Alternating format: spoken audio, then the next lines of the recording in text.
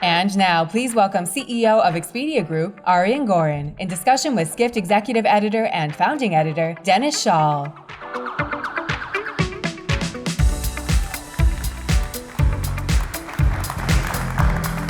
Hey, everybody. Thank you for being here, Ariane. Thank you for having me, Dennis. Of course. So as you know, the goal of any interview like this is to inform, to provide insights, but it's also to entertain a little bit, you know? And we were talking. We're going to entertain you all. We were talking backstage about the fact that I quit drinking a few weeks ago, and Ariane, rumor has it, maybe has a glass of wine on a Friday night or a Saturday night. That's about it. So how much fun can we be? I know, and plus you haven't told them we both quit caffeine. That's true. So to be like the 9 a.m. session with no caffeine, hopefully everyone in the audience has had caffeine. But. So hopefully we'll stay awake at least, you know?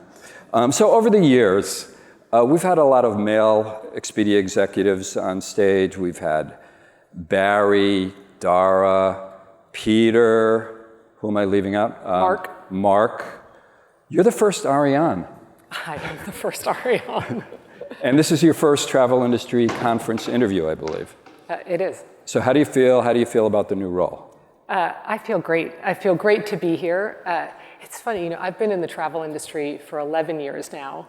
And what I love coming to conferences like this is seeing people who I've met over that time. I mean, I remember back in 2013 when I joined the industry, I went to a conference in Florida.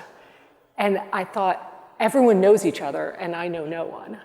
And of course, 11 years later, I can walk through the room and I see a lot of familiar faces. And in fact, yesterday, I saw Hari Nair, who's at Expedia Group, who just took on a role running hotels.com for us, and a former colleague, Tracy Mercer.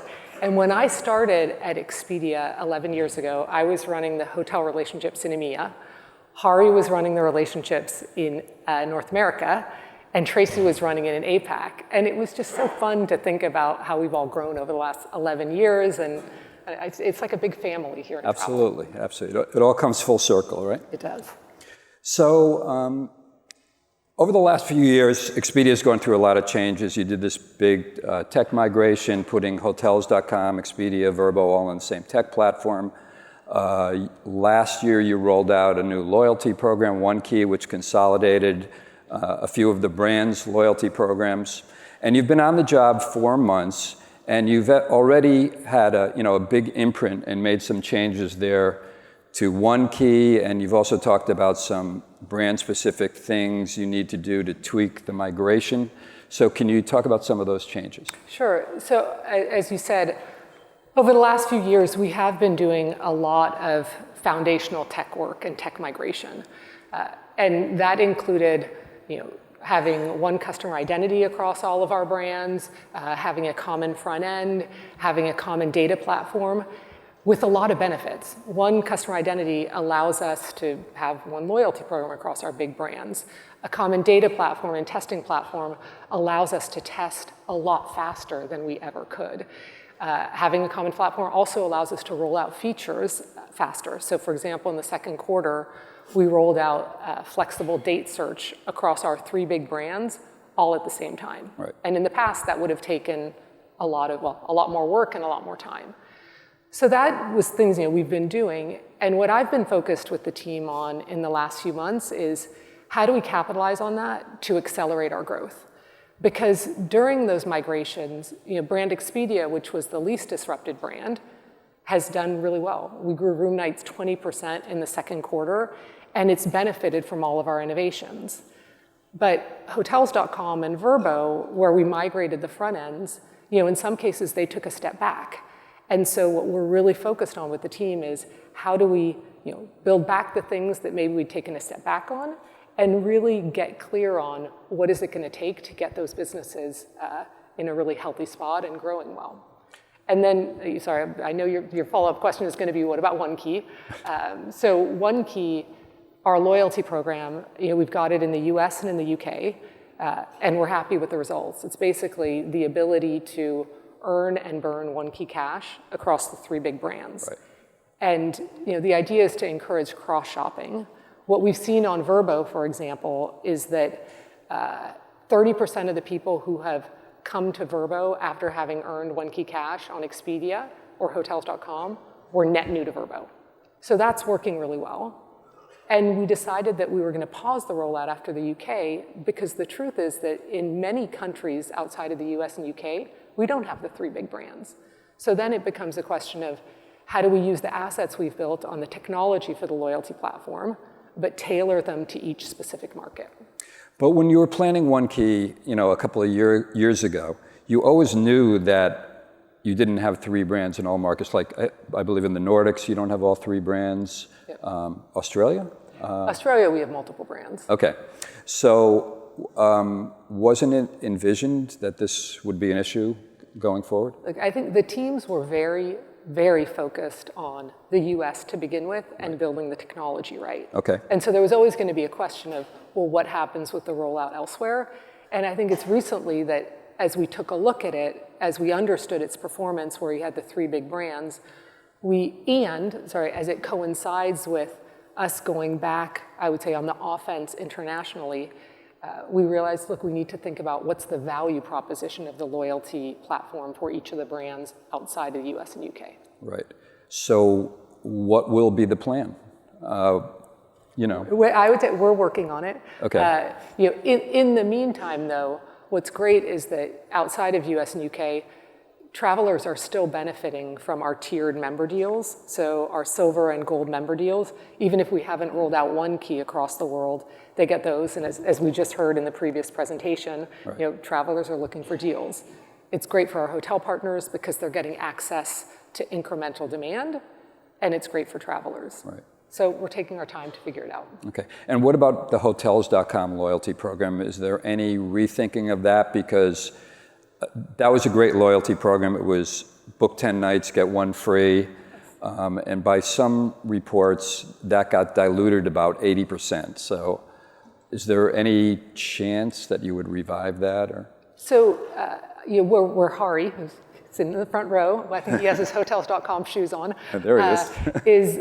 It's one of the things he's going to look at is, what's the future of the loyalty program? What I will tell you all, though, is it is a very powerful loyalty program in the places that it still exists. The stamps with the 10 nights free is a really powerful driver for people to come directly to the brand. Right. So TBD. Stay tuned. So there are some interesting things going on at Verbo, and the platform migration comes into that. But first, let's go to the videotape, as Howard Cosell used to say. Check-in time is 3. It's 2:55. I know. Is this what he's doing now? Have a seat. As your host, I have some rules. First, no showers longer than 5 minutes. This isn't a spa. There's no streaming, only cable television. Any games for the kids? No games, no fun. The kids aren't even allowed in the house. That's the rule.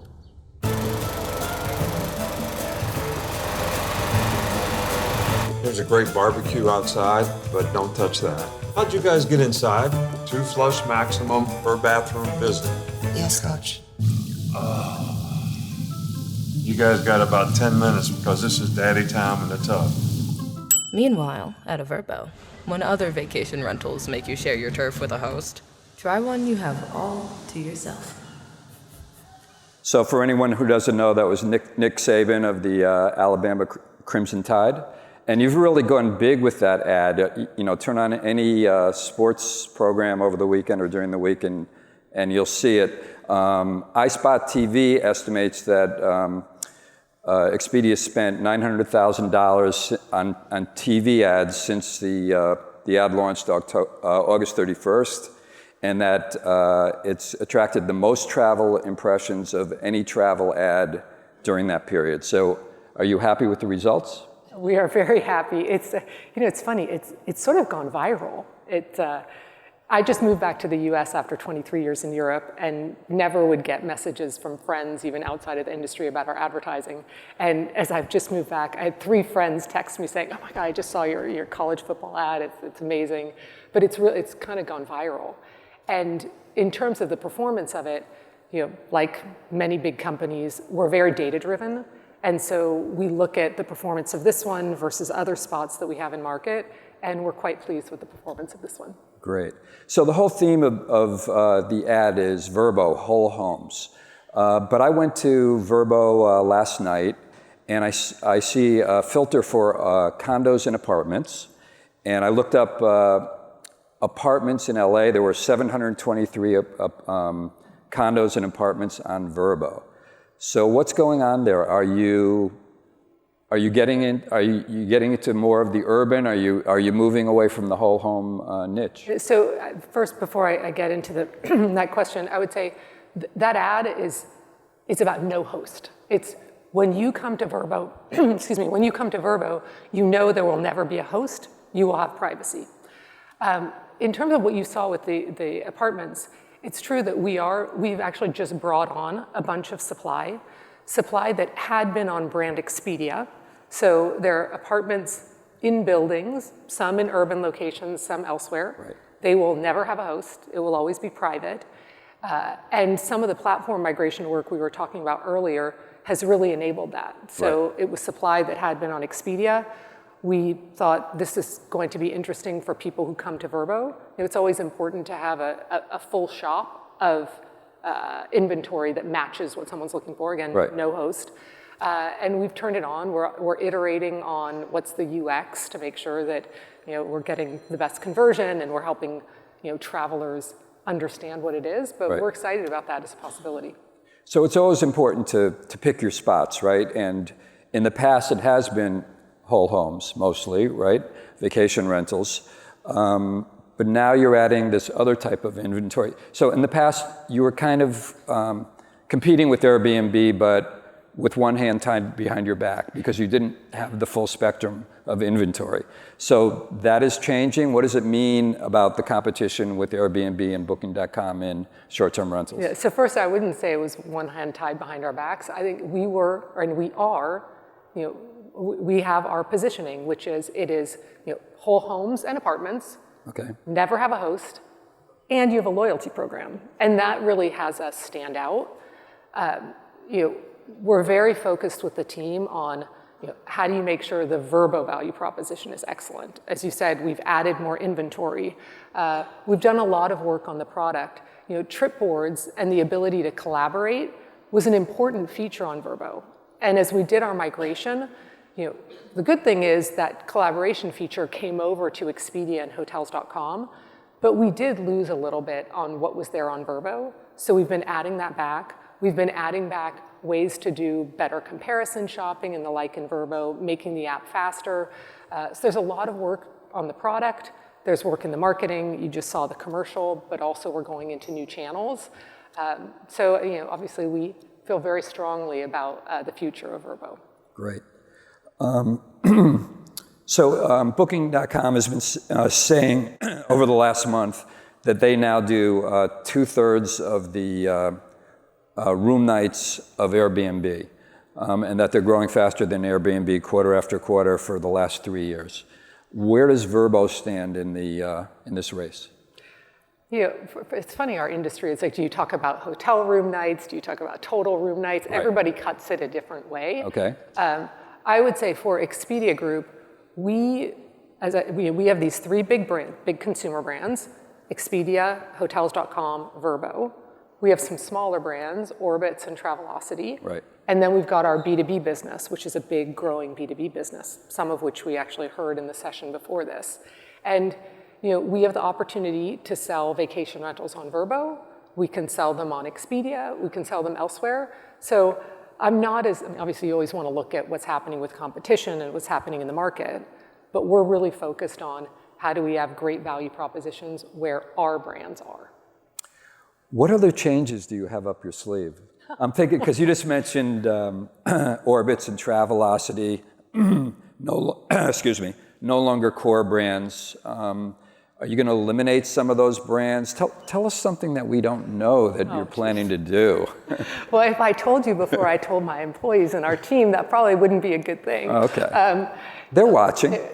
Well, yes. But it's true that Orbitz and Travelocity and Hotwire, those are smaller brands, But they're also brands that have some loyal customer Right. bases. And the good news, again, is with the platform work we've done, Orbis and Travelocity benefit from the work that's being done on the other brands. Right. When you ask me what do I have up my sleeve, something I'm spending a lot of time with our teams on is understanding what makes a customer repeat with us. Okay. And I think it's a lot about what is the unique value we're providing. Some of it is, do we have a complete store? Do we have great rates and availability? And that's sort of I would say it's a truism for everyone. But then it can be, hey, in our loyalty program, is it attractive for people to come and move up the ladder to be silver or gold members because they're getting 1 key cash or they're getting member rates? Is it easy for them to do faster shopping because they have stored payments? We looked at travelers who are using our AI-powered intelligence like flight tracking are more likely to repeat. So there's a whole host of things that if you sift through the data, you can figure out what will drive repeat. And of course, it's what we all want to do, is to drive repeat. It allows us to bring more demand to our hotel partners, our airline partners, our car partners, and the like. And it means it's things that we're doing that are driving differentiated value for travelers. Right. And that's what drives repeat. How is Expedia going to get more international? So last year, I believe 63% of your business was in the US. And Expedia has been talking about getting more international for years and years and years, before the pandemic, way before the pandemic. So that's a big goal of yours. How do you plan to do it? So first, I'd separate out our B2B business and our B2C business. B2B business is it's a very geographically distributed business, including international. Right. When I think about our ambitions, there's a lot around international for the B2C business. And it's true that during the COVID period and coming out of COVID, we weren't as aggressive internationally as we had been previously. And we feel good about where we are in the US, and there's a real market opportunity for us internationally.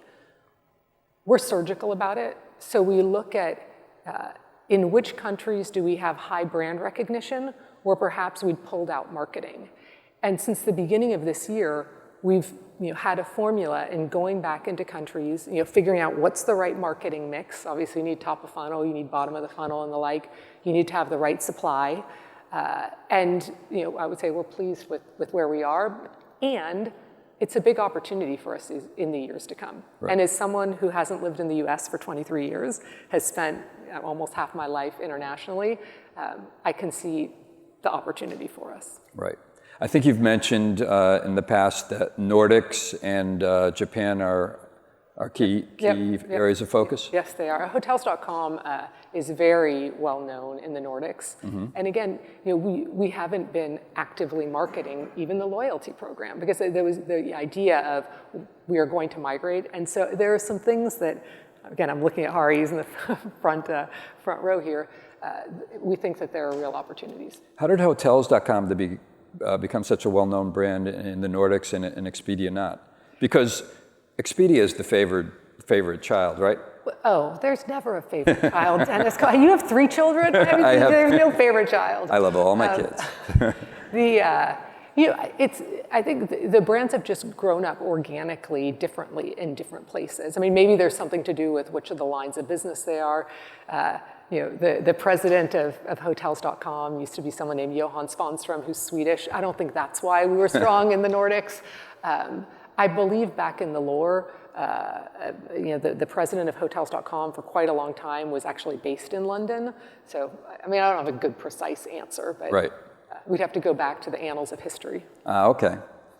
So we've been talking a lot about, at this conference, about how much growth is left in online travel, with revenue growth slowing and profit margins slowing.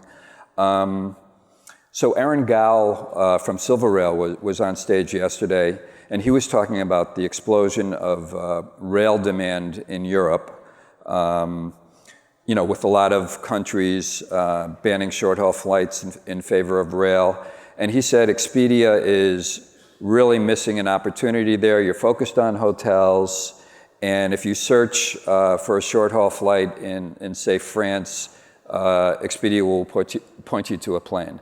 So what about that opportunity, and will that change? So certainly rail is, I mean, it's important, especially in Europe. And it's true, we don't have rail. I think probably anybody who's listening to this or is in the audience, you know we all have to make resource trade-offs. We don't have infinite resources. And it becomes a question of, where am I going to spend my time? Right. And until now, rail hasn't sort of bubbled up to the top.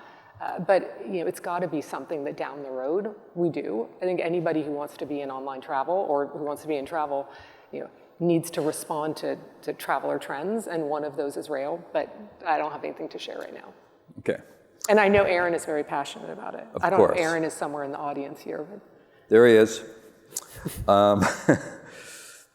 So let's talk a little bit about Gen AI. I would be accused of malpractice if I didn't ask you about Gen AI. Brian Chesky was on, we interviewed Brian Chesky yesterday, and he said that he believes that, at first he predicted that Airbnb would be transformed by Gen AI by this year. And then he said, well, what he realized was it's going to take a long time to really feel the impact. And he said even it might take 20 years before we really see a transformation of online travel in the Gen AI sphere. So what's your take on that? I mean, none of us knows what the timeline of any of it is going to be. Sure. They always say, you tend to overestimate the short-term impact of changes like this, overestimate the long-term impact. No, I said that wrong. Overestimate the short-term, underestimate the long-term impact. And I would say we've been at the forefront of machine learning and AI for quite a while at Expedia Group. And I'd kind of bucket it into a few things. There's, how do you use it to make travelers' experiences better? And sometimes people want to do it everywhere. I think that can get expensive, cloud cost, all of that. But looking for, testing things and looking for some specific areas where there's value immediately. So for example, 72% of people, before they make a booking, look at reviews. And often, if you come to our brands, if you go to other brands, you're going to have hundreds of reviews to sift through. So using Gen AI as a way to summarize and then, for example, highlight, where did this review on the pool or whatever come from, so that you're not just hearing what does the hotel have to say, but it's also the reviews. That's a good use case that can drive conversion.